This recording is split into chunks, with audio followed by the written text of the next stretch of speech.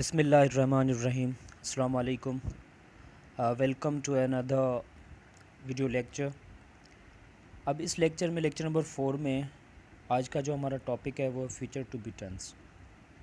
मैंने आपको बताया था कि मैं एक सीरीज़ बना रहा हूँ जो कि बिल्कुल बेसिक्स इंग्लिश ग्रामर और लैंग्वेज है। तो लेक्चर नंबर 1, 2 और 3 के साथ लेक्चर नंबर 4 है। अगर आप ये डायरेक्ट लेक्चर नंबर 4 देख रहे हैं तो मैं आपको रिकमेंड करूँगा कि पहले आप लेक्चर नंबर 1, 2 एंड 3 देखें, देन आपको लेक्चर नंबर 4 अच्छे से समझ में आ जाएगा। आज का हमारा जो टॉपिक है वो है future to be tense. Future to be tense यानी जो मुस्तकबिल में चीज़ों की, लोगों की मौजूदगी शो करे। उसके लिए हमारे पास दो हेल्पिंग वर्ब हैं, शैल बी और will be. Future to be tense याद रखें कि फ्यूचर में यानी मुस्तकबिल में, आने वाले वक्त में जो चीज़ों की मौजूदगी शो करेगा, लोगों की मौजूदगी शो करेगा, उसे हम फ्यूचर टू बी टेंस कहते हैं। और उसके लिए हमारे पास दो हेल्पिंग वर्ब हैं, शैल बी और विल बी। अच्छा जी, उसके बाद आगे हमारा जो टॉपिक है, आगे चलते हैं कि आप शैल बी किसके साथ इस्तेमाल करेंगे और विल बी किसके साथ, यानी किन सब्जेक्ट्स के साथ आप शैल बी को नॉर्मली इस्तेमाल कर सकते हैं और विल बी को किन सब्जेक्ट्स के साथ इस्तेमाल कर सकते हैं। तो अगर आप देखेंगे, शैल बी आप इस्तेमाल कर सकते हैं आई और वी के साथ, इन दो सब्जेक्ट्स के साथ।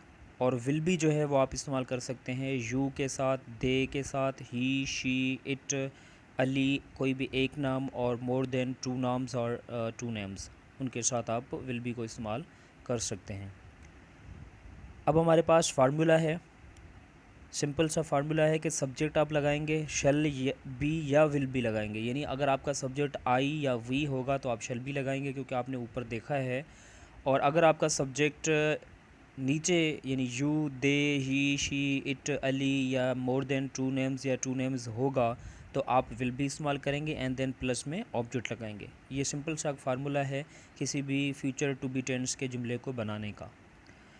एग्जाम्पल्स हैं जी।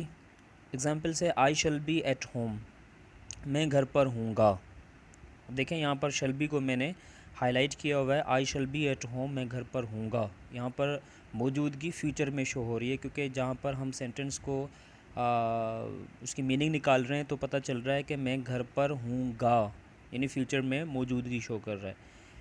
आगे जो है दूसरा एग्जाम्पल देखें, we shall be busy tonight, आज की रात हम बिज़ी होंगे, मशगूल होंगे। यहाँ पर भी शैल बी जो है इस्तेमाल किया गया है फ्यूचर टू बी टेंस के हिसाब से।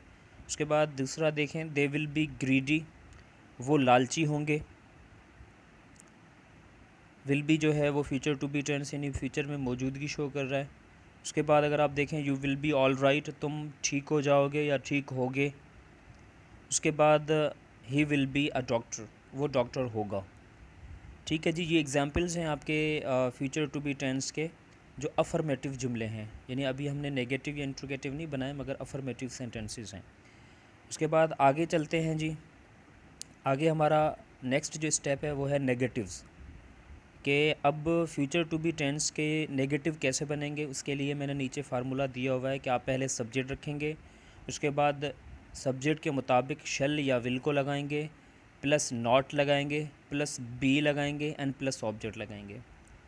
ये लाजमी याद रखिएगा, जहन में रखिएगा कि फ्यूचर टू बी टेंस का जो आपका हेल्पिंग वर्ब है शैल बी और विल बी, जब आप इसको नेगेटिव कर रहे होंगे तो शैल बी और विल बी के बिल्कुल बीच में यानी शैल नॉट बी आएगा और विल नॉट बी होगा। ठीक है, ऐसे नहीं होगा कि शैल बी नॉट हो या फिर विल बी नॉट हो, ये गलत हो जाएगा। बल्कि यूँ होगा कि शैल और बी के बीच में नॉट आएगा यानी शैल नॉट भी होगा और विल और बी के बीच में यानी विल नॉट भी आएगा। अगर आप इसके एग्जांपल देखेंगे, देखें, I shall not be at home tomorrow, मैं घर पर नहीं हूँगा। अब यहाँ पर जो नॉट है वो शैल और बी के बीच में आ रहा है। ठीक है ना, ऐसे नहीं होगा कि शैल बी नॉट हो, तो वो गलत हो जाएगा। एग्जाम्पल नंबर 2 देखें, we shall not be ready so early, हम जल्दी तैयार नहीं होंगे। उसके बाद है, he will not be your friend, वो आपका दोस्त नहीं होगा। She will not be angry, वो नाराज़ नहीं होगी।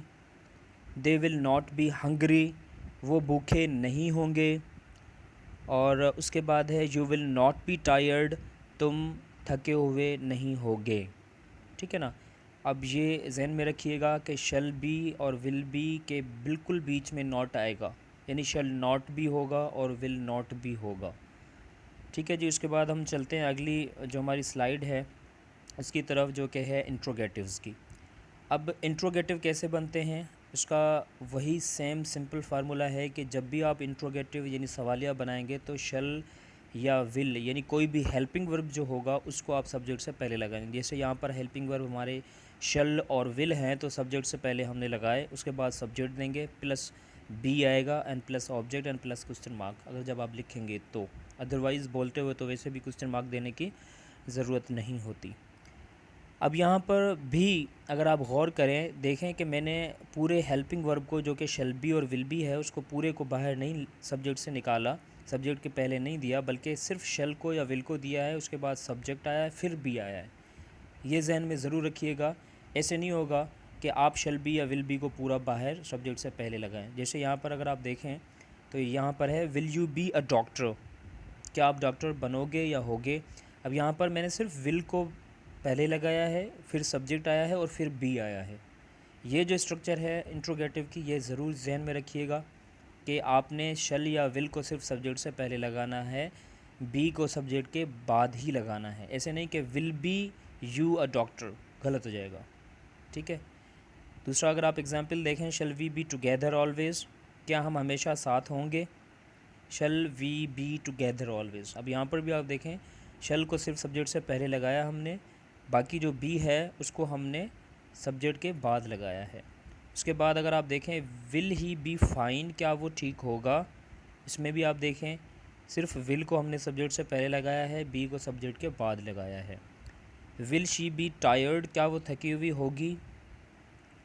विल दे बी पेशेंट, क्या वो साबरीन होंगे, सब्र करने वाले होंगे। Will it be hot today, क्या आज गर्मी होगी। ठीक है जी। आगे चलते हैं। हमारे पास नेगेटिव एंड इंट्रोगेटिव है एक साथ, कि एक ही सेंटेंस के अंदर नेगेटिव भी हो, इनकारिया भी हो, इंट्रोगेटिव सवालिया भी हो। अब इसका भी बिल्कुल वही फार्मूला है। अगर आपने पिछली मेरी प्रीवियस वीडियोस देखी हैं तो उसमें सब में तकरीबन ये फार्मूलाज जो हैं वो सेम ही है, सिर्फ हेल्पिंग वर्ब्स की चेंजिंग हो रही है। अब यहाँ पर देखें विल और शल को सब्जेक्ट से पहले लगाएंगे क्योंकि हमें इंट्रोगेटिव बनाना है। यही है ना हमारा फार्मूला कि जब भी आप इंट्रोगेटिव बनाएं तो जो भी हेल्पिंग वर्ब होगा या वर्ब होगा उसको सब्जेक्ट से पहले हम लगाएंगे। यहाँ पर हमारे पास दो हेल्पिंग वर्ब है, शल या विल। सब्जेक्ट को देखते हुए हम या तो शल को पहले लगाएंगे या विल को लगाएंगे, उसके बाद सब्जेक्ट आएगा, सब्जेक्ट के बाद फ़ौरन नॉट लगाएंगे, नॉट के बाद बी लगाएंगे, फिर प्लस ऑब्जेक्ट करेंगे एंड प्लस क्वेश्चन मार्क देंगे। ठीक है। इसको जहन नशीन कर रहे हैं क्योंकि आपने अगर नेगेटिव भी बनाया था तो उसमें भी आपने देखा था कि जो बी है वो नॉट के बाद इस्तेमाल हो रहा था, तो यहाँ पर भी हम नॉट के बाद ही बी को इस्तेमाल करेंगे। और इंट्रोगेटिव में हमने देखा था कि सिर्फ विल और शल को हम सब्जेक्ट से पहले लगा रहे थे, तो यहाँ पर भी सब्जेक्ट से पहले ही सिर्फ शल और विल को इस्तेमाल करेंगे, बल्कि पूरा शल बी या विल बी को हम इस्तेमाल नहीं करेंगे। आप एग्जाम्पल देखें, आपको आसानी से समझ में आ जाएगा। अब देखें यहाँ पर, शल आई नॉट बी हार्ड वर्किंग, क्या मैं मेहनत मेहनत नहीं मतलब मेहनत करने वाला नहीं हूँगा। ठीक है, या मेहनती नहीं हूँगा। यहाँ पर आप देखें शल आई नॉट बी है। ठीक है ना, शल हमने आगे इसलिए लगाया क्योंकि इंट्रोगेटिव बनाना था, और नॉट इसलिए सब्जेक्ट के बाद लगाया क्योंकि हमने नेगेटिव बनाया था। ऐसे नहीं होगा कि आप बी के बाद नॉट लगा दें, जैसे शल आई बी नॉट, गलत हो जाएगा, या फिर आप शल बी आई नॉट, तो भी गलत हो जाएगा। ठीक है, ये थोड़ा सा आप टेक्निकल है, इसको समझना होगा, इसको अच्छे से याद करना होगा कि बी जो है और जो शल है इंट्रोगेटिव में, इनको किस तरीके से इस्तेमाल करना है। उसके बाद अगर हम एग्ज़ाम्पल नंबर 2 पर आएँ, shall we not be educated, क्या हम पढ़े लिखे नहीं होंगे। क्वेश्चन एग्ज़ाम्पल नंबर 3 में, will you not be sorry for your mistake, क्या आप अपनी गलती के लिए शर्मसार नहीं होंगे। इसके बाद नंबर 4 है, will they not be with us, क्या वो हमारे साथ नहीं होंगे। 5 है, will he not be thankful, क्या वो शुक्रगुजार नहीं होगा। 6 है, will she not be beautiful, क्या वो खूबसूरत नहीं होगी। ठीक है जी, तो ये हमारी स्लाइड्स थी। उम्मीद करता हूँ कि आपको अच्छे से समझ में आया होगा। अगर नहीं आ रहा तो आप कमेंट सेक्शन में मुझसे लाजिम पूछ सकते हैं। जो भी चीज़ आपको समझ में नहीं आ रही तो आप मुझसे पूछ सकते हैं। इंशाल्लाह नेक्स्ट लेक्चर नंबर 5 के साथ और आगे टॉपिक के साथ इंशाल्लाह बहुत जल्द आपसे मुलाकात होगी। तब तक के लिए अल्लाह हाफिज़।